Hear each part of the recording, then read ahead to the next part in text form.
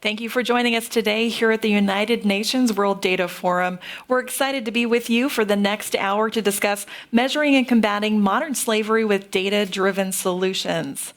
I'm joined today by an amazing team who has been supported by two very special people. We have Kiki and Aaron who are with us, who are virtual, and they'll be helping us make sure that we have all of the speakers in. But here in person to me today, as you may have seen, my name is Shauna Hoffman, and really excited to be here. I'm representing ServiceNow, and I work with the United States federal government as one of their solution managers. And I also have to my left, Pablo Diego Rosell. Pablo is a computational social scientist with the Gallup, and to my right is David Crowley. And we're very excited to be here today, and I'm going to also introduce all of our different panelists that we have who are coming in virtually. We have Adriana Bora. As I mentioned, we have David Crowley, who is with the co-founder and CEO of Squatz. We have Elise Gordon, with the senior research analyst with Walk Free Foundation. We have Tomas Lairs, the founder and president of United Abolitionists. Robert Mahari, who is a PhD student at the MIT Media Lab for the Human Dynamics Group, Brian Ulisany, who's a contributor to the Design for Freedom, and Brian Wilson, the legal engineer and fellow with Bright Hive and MIT Connection Science. So thank you for joining us. So we are here today to talk about Target 8.7. Now, 8.7 is to take immediate and effective measures to eradicate forced labor in modern slavery and human trafficking and secure the prohibition and elimination of the worst forms of child labor, including recruitment and use of child soldiers, and by 2025 end child labor in all of its forms. Our mission today, and a mission that has been part of our world for a few years here as a team, is bringing modern slavery experts together with tech and innovation globally with one purpose. And that purpose is rapid development of solutions for eradicating modern slavery. Now, these numbers might be shocking to you, but these are low. And we have new numbers coming in that tell us that this number is much higher. And the reason behind this is because of the pandemic. We have an estimated 40.3 million people in modern slavery. And as you can see here, of those, 1 of 4 victims are, children. So they're our youngest here in the world. We have 29.4 million victims of forced labor, out of which 16 million people are exploited in the private sector, such as domestic work, construction, or agriculture. 4.8 million people in forced sexual exploitation, and 4 million people in forced labor imposed by state authorities. 99% of the victims in commercial sex industry are women and girls, and 58% of victims in the other sectors, we are finding out that those are also females. And 5.4 victims of modern slavery for every 1,000 people. So there are 5.4 victims per 1,000 people, which is more surprising, I think, than most of us realized. Now, for our panel today, I wanted to make sure that we did kind of all get on the same page. We're from varying parts of the world. I think I saw some of the signups we've got people from Nigeria, from various parts of Europe, from various parts of Asia, and of course the United States and Australia. And we all may have different definitions, but our definition today for slavery is someone is in slavery if they are forced to work through coercion or mental or physical threat, trapped and controlled by an employer through mental or physical abuse, or the threat of abuse, dehumanized, treated as commodity or bought and sold as property, and physically constrained or have restrictions placed on their freedom of movement. Now, the forms of modern slavery we'll talk about over the next hour is forced labor, debt bondage, human trafficking, descent-based slavery, child slavery, and forced and early marriage. So I'm going to go to our first speaker today. Today we have Elise Gordon. And Elise is a senior research analyst at Walk Free and one of the authors of the 2018 Global Slavery Index. Elise's focus is on developing a greater understanding of the extent of modern slavery around the world and in the Asia and Pacific region. Elise has a background in quantitative research methods in the fields of public health and social sciences. Elise, thank you for joining us today. The pandemic is making it harder to collect data on modern slavery in the traditional ways. Can you speak more about why this is and some of the ways Walk Free is trying to get around these difficulties to be able to build on our understanding of the scale of modern slavery? Yeah, thank you so much, Shauna. Yeah, so as you mentioned at the start of the presentation, not only is the pandemic increasing the vulnerability of people to modern slavery, but it's also making it harder to count those who have experienced modern slavery.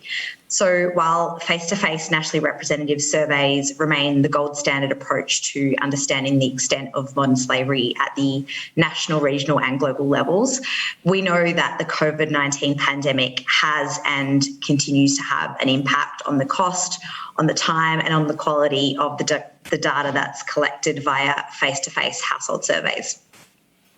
So Walk Free has first-hand experience of this impact the pandemic is having on traditional methods of data collection.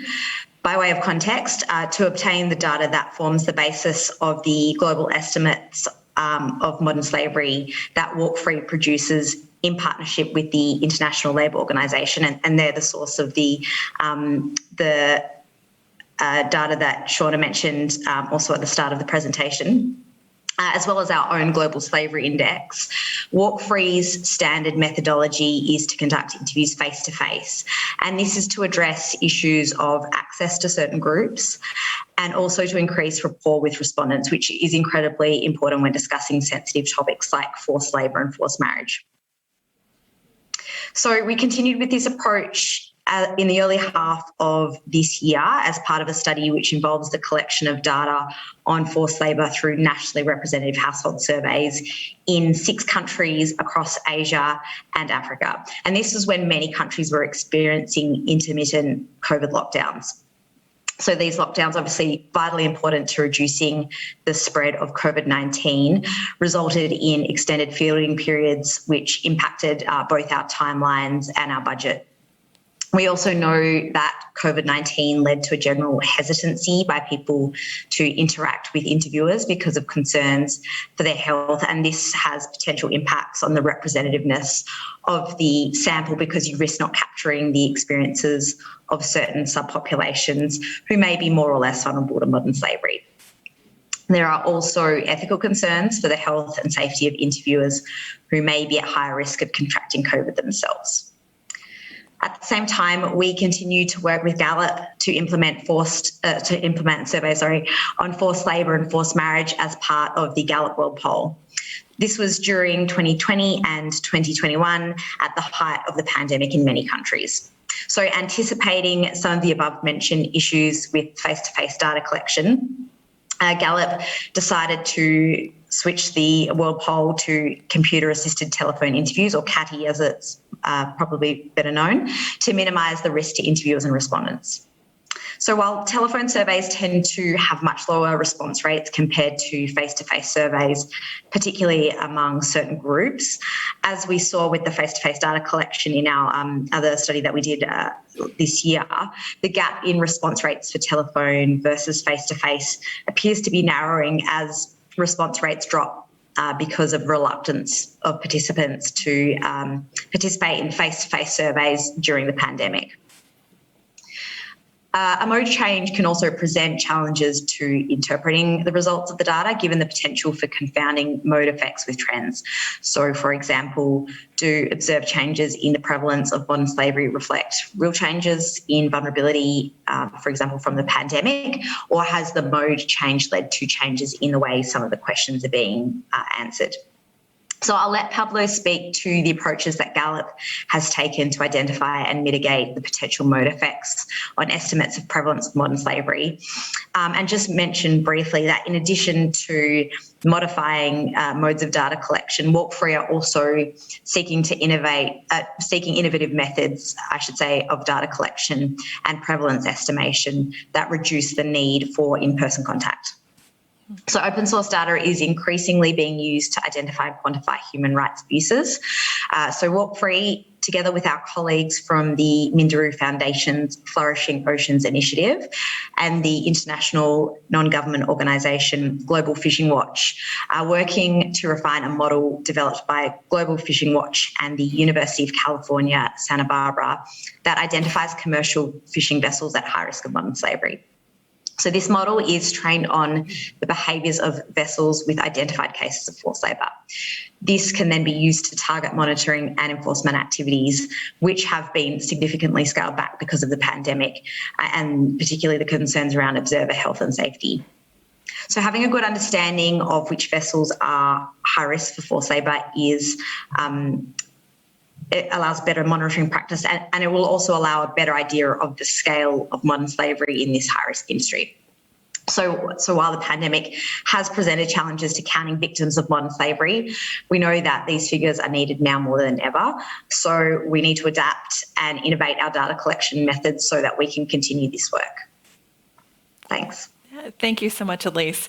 Thank you for all the work that you're doing and for support of just everyone all over the world.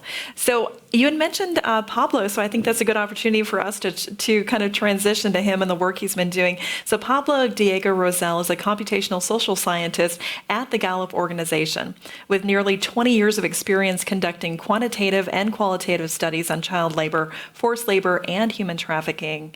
Dr. Diego Rosell supports clients such as Walk Free, ILO, IOM, or USDOL with the development of methodologies to measure and represent the multiple dimensions of modern slavery. So Pablo, thank you for being here and Burn with me today. Please tell us more about how COVID complications may have affected data collection, as Elise had mentioned, and how you measure and impact COVID really on modern slavery.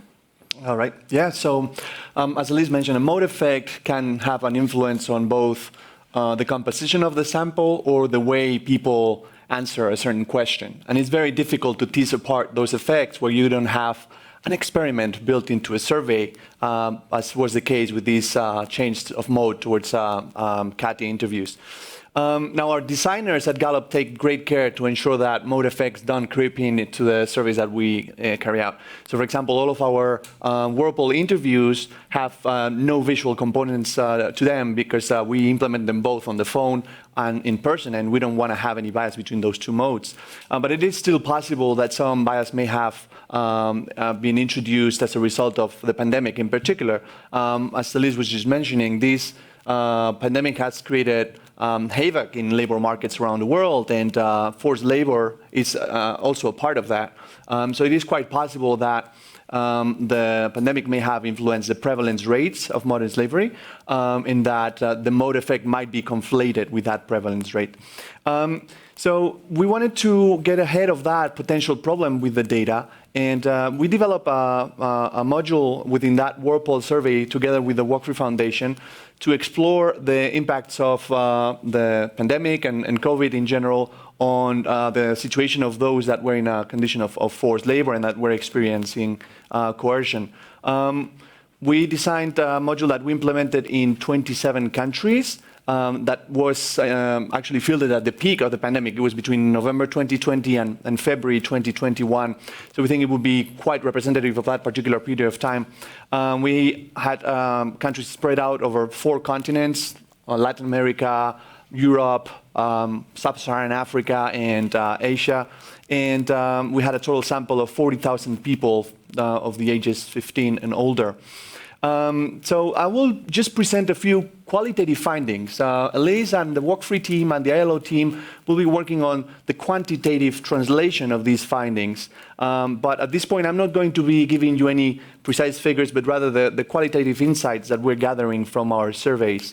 I'll start with just a little bit of an introduction of the structure of that module, because it can get a little complex. There's a little bit of branching, so I'm going to just walk you through the entire module. The very first thing that we do is we identify those that are at potential risk of forced labor with a series of filter questions. Among those that are filtered into the module, we then ask a question about their situation during the pandemic. We timed this precisely to the start of the COVID restrictions in different countries. So we had to customize this to all of the different situations around the world because these restrictions were sort of occurring at different times in different countries. And then once we had that period established, we then ask a follow-up question for those that were filtered into the module. And we asked them if they were in that situation of forced labor at the time of the COVID restrictions in their countries. So that immediately split people up into those that were and were not in that situation. And we asked follow-up questions differently for those. So for example, for those that said, yes, I was in that situation during the pandemic, we asked the follow-up question, did coercion stay the same? Did it improve or did it get worse during the pandemic? And it was quite interesting because there was pretty much an even split. About a third of the respondents endorsed each of the three options. So some got worse, some stayed the same, some even improved. We asked some follow-up questions about that as well because we wanted to understand what might have driven that. So we asked for those that said the situation had improved, what made it improve? We had a number of hypotheses that we pre-coded in the questionnaire about potentially having greater bargaining power because of labor shortages and potentially having a little bit more freedom because of industry shutdowns. And those responses were endorsed by a few respondents, not the majority of them. The majority of them would give us some other reason. We also asked about those that said the situation had gotten worse and asked them what made it get worse. And those that said it got worse gave a variety of reasons. Some said that they had to work harder because of the labor shortages, or they had to work while sick, even with coronavirus and disease, for example. Or they had it harder to communicate because they were isolated because of the restrictions and mobility and so on. So we had a large variety of responses there. Now, we also asked about those that were not in a situation of forced labor at the time of the pandemic. They had left that situation at that time. And it was an interesting group because there is a potential that some of those people may have been able to leave as a result of the coronavirus situation. So we asked a number of follow-up questions about that. And basically, we asked about the main reason why that situation had stopped in an open-ended way. We had a number of responses. The majority of them said that the contract had ended naturally. Some of them said that they weren't making enough money, so they had to leave that job. Some said that they were dismissed by their employer. And the fourth reason that was mentioned most frequently was that they left that situation because of coronavirus. We then asked a follow-up question asking about coronavirus in particular, and actually quite a few said that coronavirus was a reason why they had left the situation. So in summary, it's a bit of a complex and heterogeneous situation. There was all kinds of effects of the pandemic. Some people may have gotten into a better situation as a result of that, but it's, I think, quite likely to say that the majority were either in a worse situation or may have left that situation and ended up in a worse situation like extreme poverty or potentially even being sick. So very complex and heterogeneous kind of results. Thank you for your time. Yeah, thank you so much, Pablo. And your work is so needed right now, especially with the increase. And to talk further about forced labor, I'd like to bring on Dr. Brian Ulisany. He's been working on the issue of forced labor and supply chains for several years, beginning with his previous role at Thomson Reuters Labs, where he reported on work with the Design Free Consortium. Brian is on the My Life, My Choice Advisory Board, Design for Freedom, and the MIT Computational Law report, Forced Labor Task Force, and the Open Chain Consortium, and was previously on the Customs and Border Protection Forced Labor COAC. So Brian, can you share with us the work that you did last summer? Yes, thank you very much, Shauna, and thanks to everyone who's participating in this. So my name is Brian Ulisany. I'm a data scientist and technologist. This is work that I did with the Design for Freedom Consortium last summer, and I encourage you all to download the report at designforfreedom.org. So Design for Freedom is a movement led by Sharon Prince at the Grace Farms Foundation and a absolutely incredible group of architects and people in the construction industry.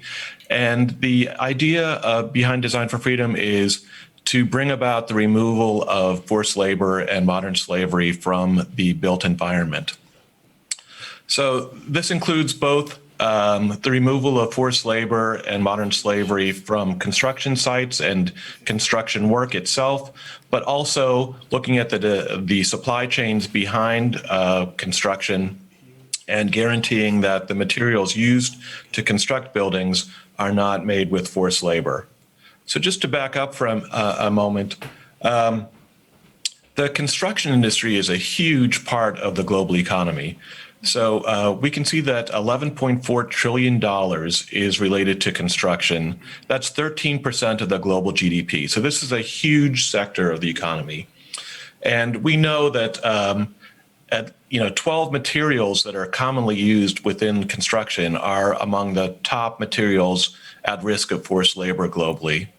And we also know that labor workers are frequently exploited on construction sites. So this is, so the need to address forced labor within the construction industry is quite severe. I just want to look in particular at the construction materials aspect of this. So here's a list of some of the 12 materials that are at highest risk of forced labor, and we can see that these are very common elements of construction. So everything from rubber and glass to steel, bricks, timber, and minerals, and so on. We know, for example, that brickyards are often a site of child labor in the developing world, and so on. I'm going to focus here on timber. So in this map, which is based on data from Verite and the Global Forest Atlas, we can see that timber poses a risk for forced labor across the board and across the globe. And this timber is involved in forced labor in its production and harvesting, not only in the sort of tropical regions like Papua New Guinea, but worldwide, including even in areas like Sweden and Canada that you might not expect it.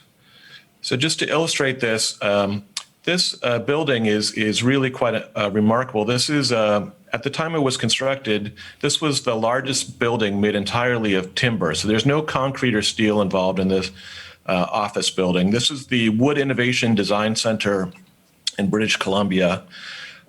Made entirely with timber except for the glass and things on the facade. The 166 out of 167 figure on the left there refers to the fact that Canada is ranked 166 out of 167 for forced labor risk by the Global Slavery Index, or was at the time. Meaning that everyone involved in the building of this, in the construction of this building wasn't, didn't think that there was very much risk at all for forced labor in this building. All of the materials were sourced from within British Columbia. And so since Canada was such a low-risk country, no one would have thought that this building was at high risk of forced labor. But you can see from the news article on the upper right here that even within British Columbia, there are instances of forced labor. So this refers to an incident of where Congolese tree planters were imported into the country and treated very badly in conditions of modern slavery within British Columbia. So what to do? My fellow contributors in the last part of the report look forward to what can be done in a data-driven way to rectify this situation within the construction industry. So my collaborators here, Phil Bernstein at the Yale School of Architecture and Chris Sharples, who's principal of Shop Architects, are proposing that instead of just static blueprints, we look towards digital twins of buildings, which include not only how the building is made, but the provenance of all the materials that go into it. And so this artifact would be a living digital twin that would model the building from both its planning and construction stages all the way to its maintenance and ongoing renovation stages. And in order to do this, the industry is going to need to overcome a lot of the data incompatibility and data normalization issues. But suggesting this and having this be driven from the very top parts of the construction and architecture industry, it gives it a good way to move forward. So I'm a little bit over time, but I encourage you all to read the Design for Freedom report at designforfreedom.org. And if you're interested, please reach out and become part of this movement. Thank you. Wonderful. Thank you so much, Brian, and for your work you're doing. If you're not familiar with digital twins, I highly recommend taking a look into it because I do believe that it is very life-changing. So thank you for your work and super groundbreaking. Next is Adriana Bora. Adriana is an AI policy researcher and project manager at the Future Society, a contributor to the Good AI and community lead of Women in AI in Queensland, Australia. Adriana is applying machine learning and analyzing and benchmarking the businesses reports published following the Modern Slavery Act from the UK and Australia. Adriana, please share with us your groundbreaking work on Project AIMS. Thank you very much. Thank you so much for having me here today. I am extremely happy to have the opportunity to give some updates on our Project AIMS, which stands for AI Against Modern Slavery, that we also presented at the last UN World Data Forum. Before diving into this project, I would also like to take a moment to acknowledge the problem and the angle that this project is addressing, and to look at the role of the private sector in combating modern slavery. So we learned already from Shona the really shocking statistics and how 60 million of the victims that are trapped in modern slavery are part of the private sector industry. And also we learn from our fellow speakers about how hard it is to identify those victims, and how the supply chain discussion really proves that we are all linked to this crime through the services that we are subscribing to or the products that we are buying. And therefore, we're looking for solutions, and we know that the answer is a multi-stakeholder approach to this big question. And a leading role came from the UK government in 2015 with the pass of the Modern Slavery Act. Then the UK government was followed by the Australian government and many others across the globe on passing similar legislations. And in those legislations, there is an element where the government is asking large companies to publish one statement per year where they describe the structure of their supply chain and how they're ensuring that slavery doesn't happen in their supply chain. Now, it's been a few years since companies from the UK start publishing, and now since early 2020, we have an Australian company publishing, and we're expecting the others across the globe to follow. And the issue that this results in is that going manually through thousands of reports per year is very time consuming and labor intensive. And many NGOs or even the government do not have the resources to do so. And therefore, each year we have thousands of reports that rest unanalyzed. And therefore, we're missing an opportunity to use this data and have this mirror through the supply chain of corporation and understand the risks they're facing and how we can all work together to save the victims that are trapped in their supply chains. So this is where we hope the Project AIMS came to support. And in this project, we are using natural language processing and data science to try to read through those statements and benchmark them and showcase the key information that is relevant from those statements and make this available for researchers and the private or public sector, anyone that is interested in utilizing this data. So in April 2020, the Future Society, in collaboration with Walk Free Foundation, launched Project AIMS. And by October, we presented at the UN World Data Forum our preliminary results. And by that point, we were really looking at how to dive into those statements and how to resolve the big issues around extracting text from PDFs and especially scanned PDFs. So anyone that had to work on that problem knows how difficult it is. But getting the data structure before doing the AI is really important. And we collected all these learnings that we have learned in our paper, Digital Insights into Modern Slavery Reporting, that I'm going to post on the chat. So I really encourage you to read, because there we make recommendations both for government and for businesses. So since last year, what we really looked into it is how to improve the annotations process and create more label data set through labeling functions, but also how to create binary classification that allow us to take a report and identify, for instance, if the company talks about their training to their employees, or if the document is signed or approved by the board.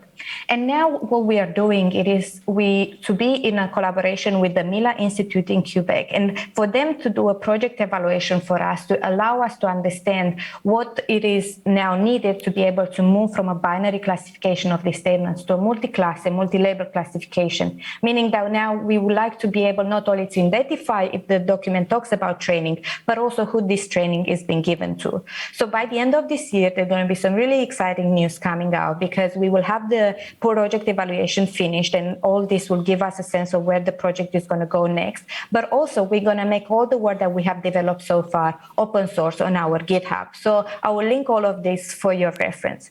And I would like also to take a few seconds to introduce an initiative called the Data Jam, which has been developed by Pasos Libres in Colombia, and it became the largest technological competition against human trafficking. And this year, they have been focusing on forced labor in the supply chain with a particular emphasis on raw materials. The competition took place for the last have been going on for the last few days, and at the end of this week, we will have the winner. So I will link their website as well. So stay tuned to find out the winning solution against human trafficking in supply chain from Data Jam this year as well. Thank you so much.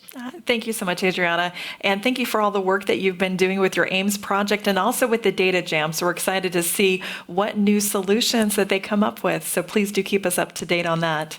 Next, we're going to hear from Brian Wilson. Brian reimagines the way technology design and visualization can be combined to improve the function of legal systems. Brian's work exploring the edges of legal innovation has earned him a position as legal engineer at Bright Hive and an appointment to MIT Connection Science as a fellow, where he's serving as an editor-in-chief of the MIT Computational Law Report.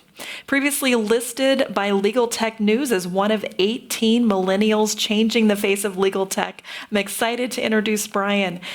Brian is the editor-in-chief for the MIT Computational Law Report. Would you please share with us how computational law has the potential to improve outcomes for modern slavery and human trafficking?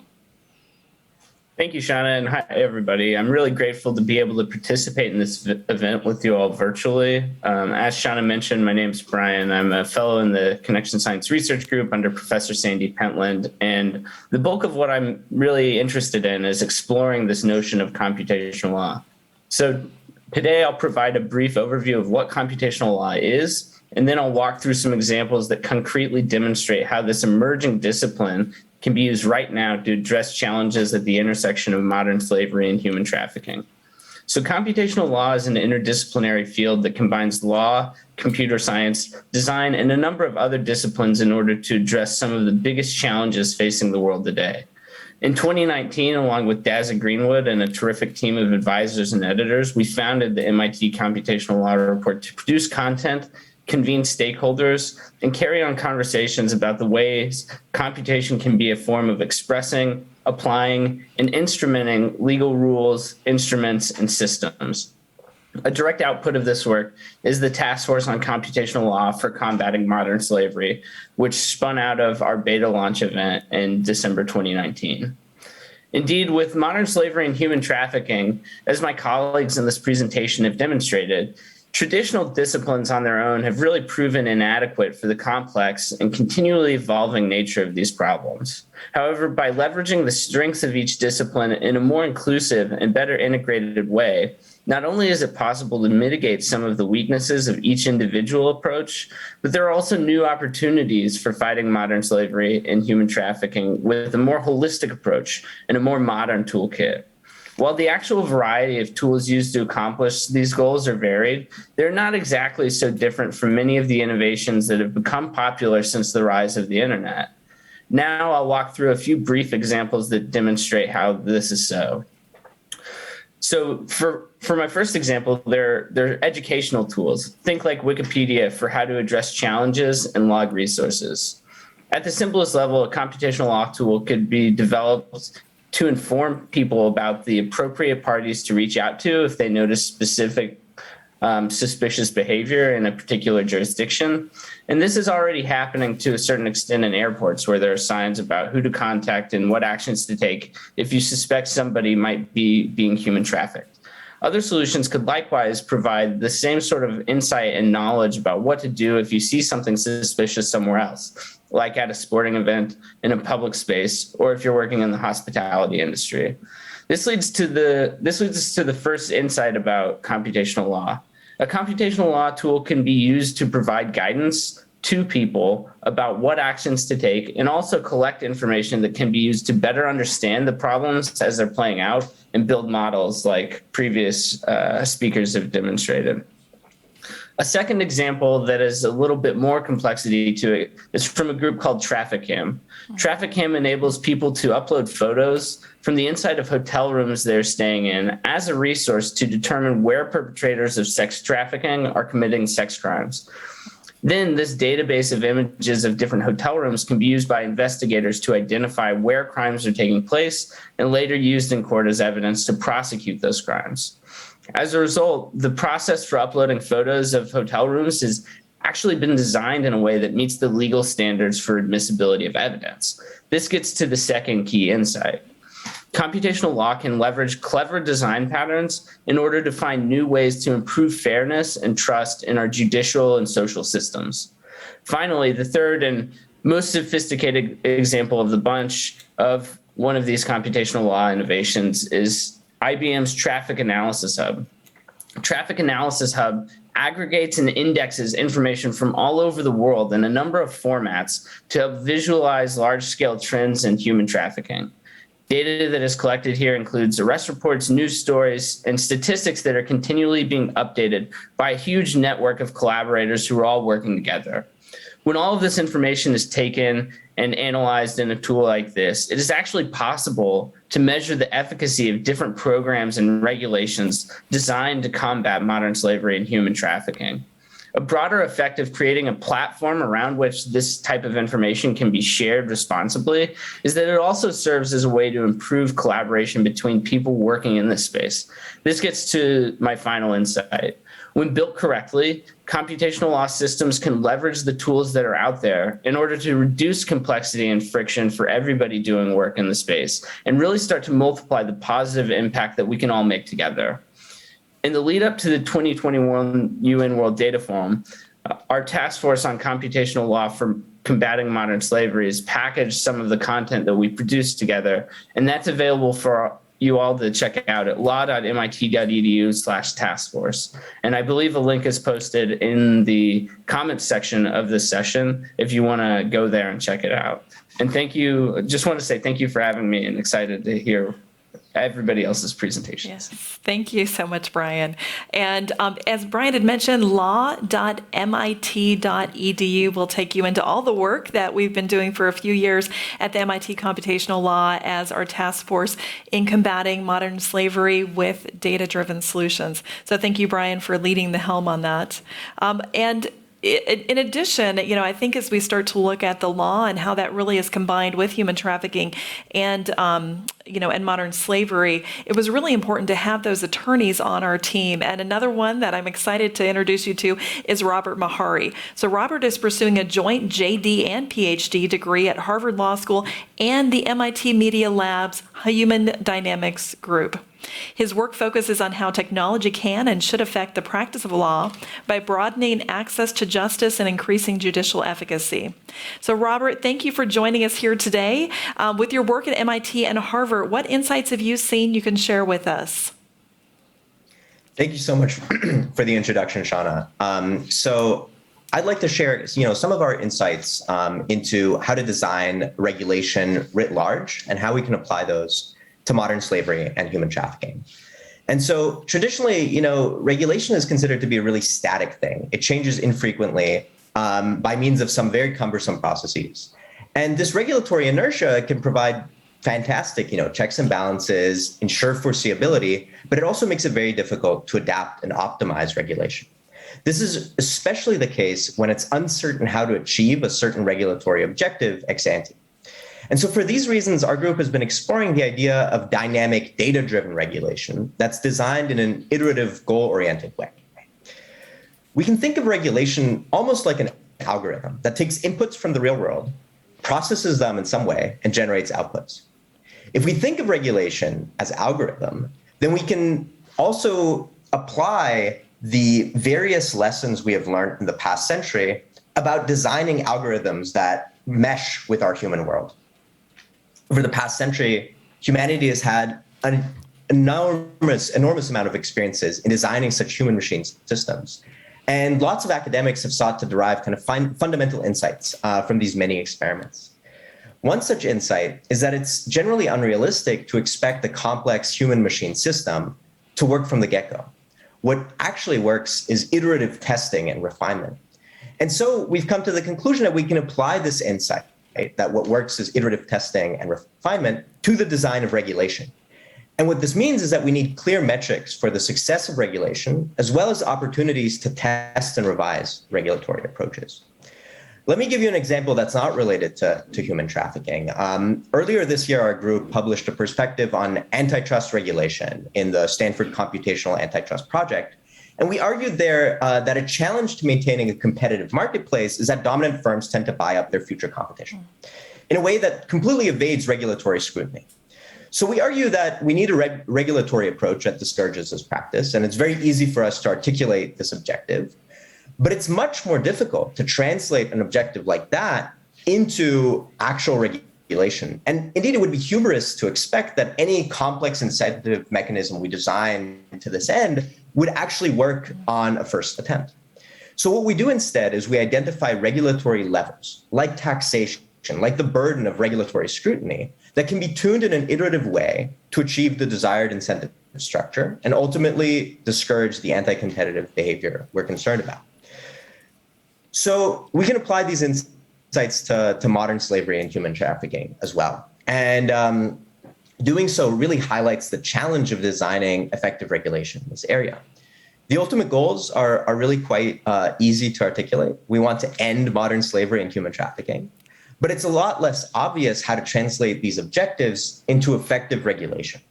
As a result, this is an area where dynamic data-driven design approaches might be really valuable. What we need to achieve this are tools that can measure the impact of regulation and steer the iterative redesign of regulatory approaches. We've heard about a lot of these tools. Brian just mentioned IBM's Traffic Analysis Hub. And tools like that can facilitate global sharing of information about human trafficking and modern slavery across industries and help provide metrics that we need to determine the efficacy of regulation on an ongoing basis. Now, even with access to data platforms, reducing human trafficking and modern slavery to quantifiable metrics is extremely challenging, and it's very hard to make sure that nothing gets lost in this process. Another ethical concern that's raised by this dynamic approach, especially when the stakes are as high as they are in this case, is that we have to accept that in reality, the regulation we implement today is likely to be suboptimal. And so the best we can hope to do is to learn from past and future mistakes. Despite these challenges, dynamic data-driven approaches to regulation are likely the best way of ensuring that the policies we implement actually achieve what we hope they do. And by introducing metrics and testing as part of the regulatory design process, the efficacy of regulation can be known and shortcomings can be identified in an ongoing and in an evidence-based way. If you'd like to learn more about how we're thinking about these topics, I really invite you to visit us at law.mit.edu. And I'd like to take the last few seconds to thank everyone here for their great work and for the opportunity to speak today. Thanks. Robert, thank you so much. And you have really brought up the point that policies and regulations are tremendously important to helping us combat human slavery and modern slavery and human trafficking. So next, I'd love to hear from David Crowley. David's here in Bern, Switzerland with me. Thank you for joining us. He is the co-founder and CEO of Squatz, a dual-sided wellness platform. David is a growth strategy consultant specializing in consumer engagement, market alignment, digital digital product development and digital user design. Before co-founding Squatz, David held positions in project and operations management for major television networks and Broadway, helping to oversee the completion of various multi-million-dollar ventures. His credits include NBC, DirecTV, the Public Theater, the Sci-Fi Network, CBS, and IFC. He is a graduate of the Juilliard School of Apprenticeship Program and currently is studying at Harvard University. So David, dual-sided service platforms, specifically those relying on individual freelance service workers, are a fundamental part of the modern global economy. As the co-founder and CEO of Squatz, a dual-sided SaaS wellness platform, what would you say are the necessary measures these companies should take in the aiding and prevention of modern-day slavery? Thank you. So yes, Squatz is a dual-sided health and fitness platform that connects independent experts to current and prospective clients. In addition, our digital market business model, our company provides corporations with wellness programs and SaaS services to benefit their employees. So you might be asking yourself how and why a company such as ourselves became involved with building awareness around human rights and trafficking. And the answer is simple. First, our development team became aware of the many architectural choices commonly used for new user registration flows that enable bad actors to utilize services and cause abuse and trafficking scenarios within a platform. Additionally, the pandemic furthered our understanding of individuals utilizing such services as ours and our responsibility to them as a company. Dual-sided platforms, specifically those reliant on the labor of freelance service providers, are a fundamental part of the average consumer's daily life, as well as a major part of the global economy. In 2020, there were 59 million people doing freelance work on such platforms in the United States alone. Entire economic structures have become dependent on the labor supply chains created by such platforms as ours. Most marketplaces have an easy registration process for clients and workers to onboard and incur their services, encouraging user adoption and contributing to a massive network effect. This is a fundamental part in creating a scalable enterprise. If something is time-consuming to sign up for, people just won't do it. During our beta testing stages, our development team realized that while these common user flow pattern choices, such as a registration with only a name, password, and a phone number without the need to link a secondary account, often encouraged growth, one of our primary incentives and goals for our founding year, this architecture exposes the user community to potential predators.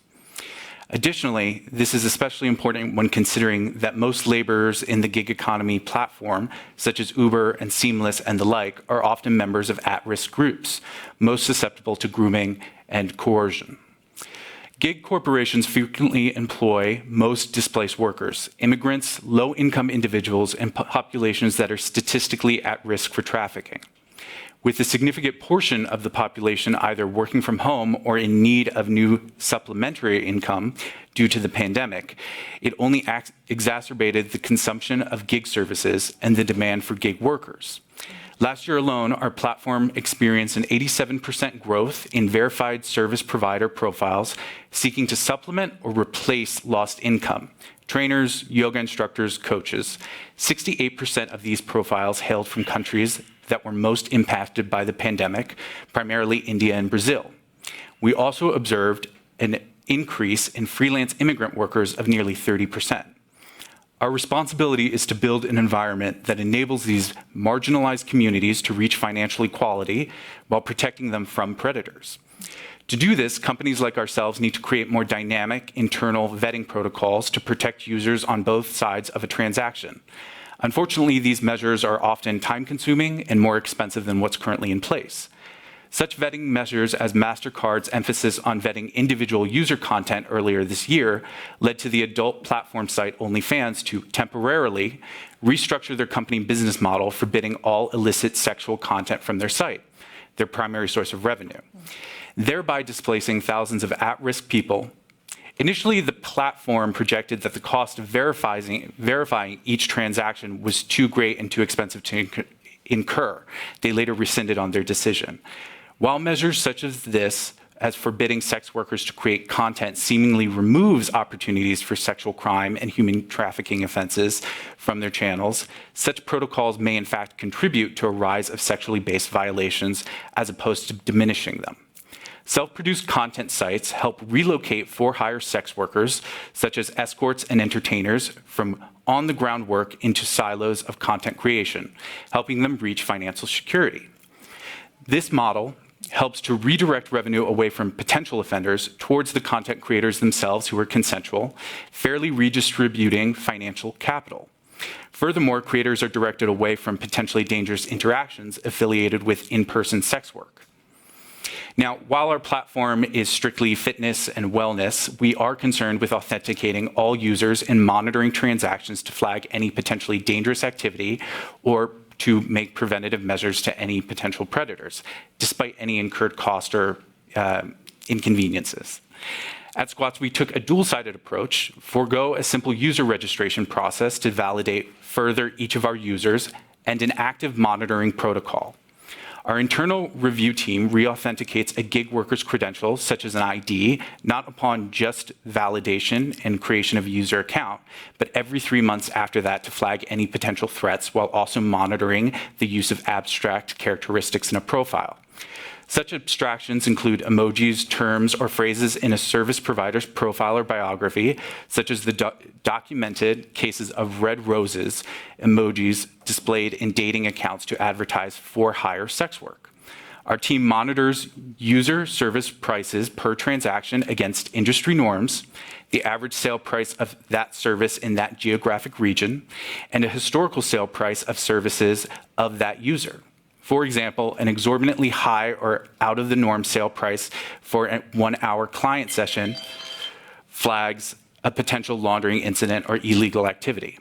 Platform companies are responsible to create safe income channels for their users and can do so by creating practical systems of transaction monitoring and more in-depth credential validation. So I would love to hear more about that. Absolutely. I love the work that you're doing. You're being thoughtful.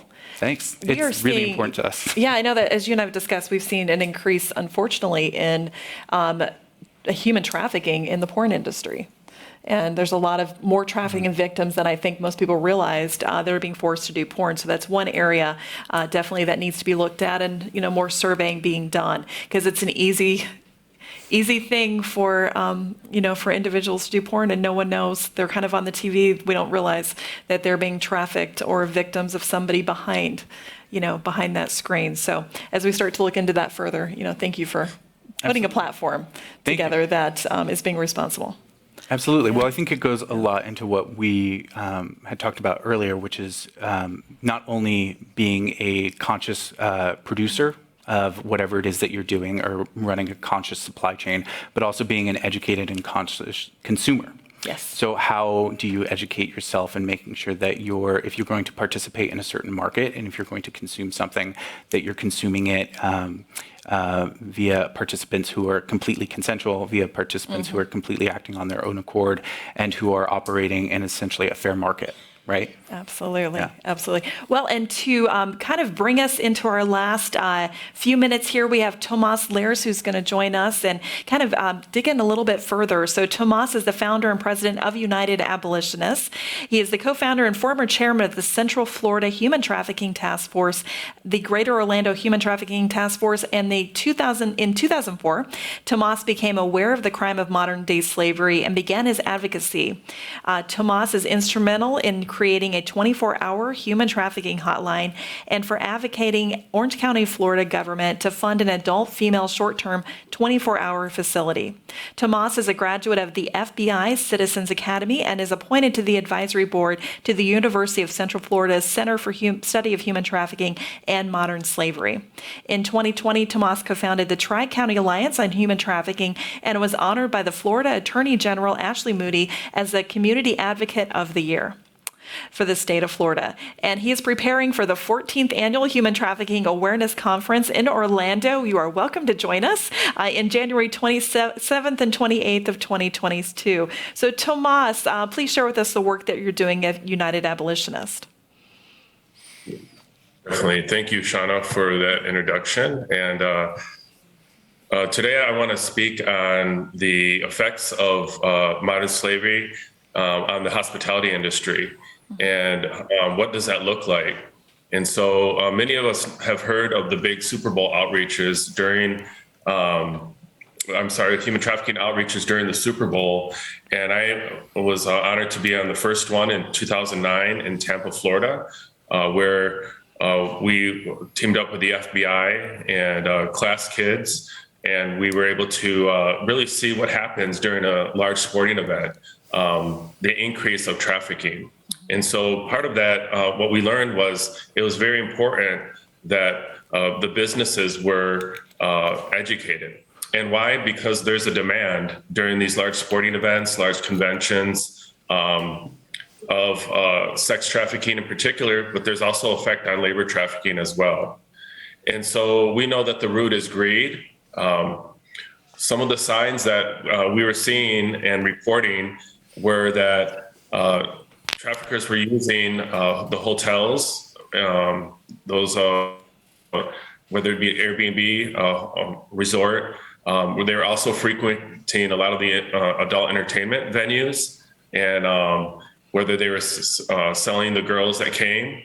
And we know that there was an increase definitely on social media and the various apps to buy an escort, quote unquote, knowing that many of these victims were minors and or being forced by coercion and manipulation. And so we began to, every year there's been a Super Bowl outreach since 2009.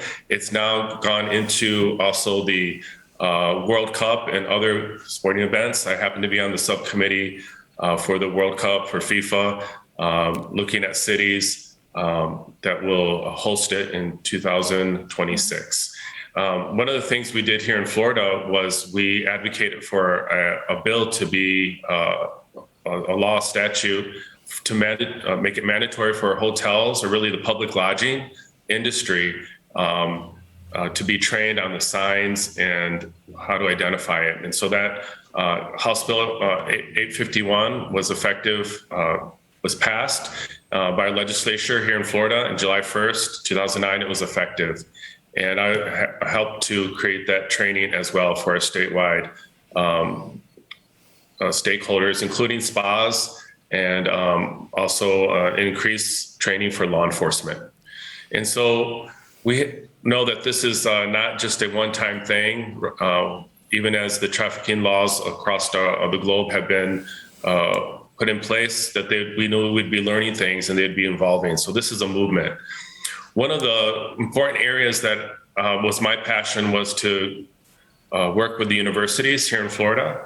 And so the University of Central Florida Rosen College of Hospitality, which was named again through the Shanghai ranking as the #1 hospitality school in the United States and #2 globally. We put a program in place for the students, the almost 4,000 students there, and growing every year, on how to identify and report it. And we have 3 different tiers or semesters of classes for them that began in 2020 during the pandemic. And so we have data now on just how the students are learning and what they, many of them are already in the hospitality industry, and over 90% become managers either in our parks, convention centers, restaurants, and or public lodging. We also started a program for the hospitality industry here in Florida, but we're expanding it, as many of the students at Rosen are international students from across the globe that are being trained up as the future hospitality leaders in their countries. And so that began this fall, and we're going to be continuing to increase classes into 2022. And really it's raising awareness to those future hospitality leaders, but also know what human trafficking looks like in their communities, because it's going to be different, as you've heard today from our amazing panelists, and also to be a leader in not just in identifying it for your business, but be part of the movement. And so that's how you can connect with us. And my favorite quote is, "You may choose to look the other way, but you can never again say that you did not know." William Wilberforce. Thank you.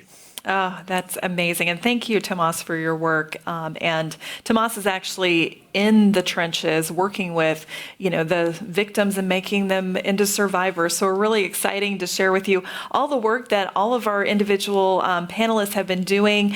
And, as you see behind Tomas here, stophumantrafficking.com. We have a couple websites we would love for you to follow up with. We also are definitely continuing with questions and answers. We'll stay in the room here to answer your questions, or maybe even move out to the hallway for those of you in person here at Byrne with us. Or if you're online, please do feel free to put those questions in, and we'll be responding back to those. And then you can also ask for emails from any of our speakers to ask those more in-depth questions. So thank you for having us here today, and we are excited to continue our work. And thank you, Pablo. Thank you, David. And thank you to the rest of our panelists. Have a wonderful rest of your afternoon.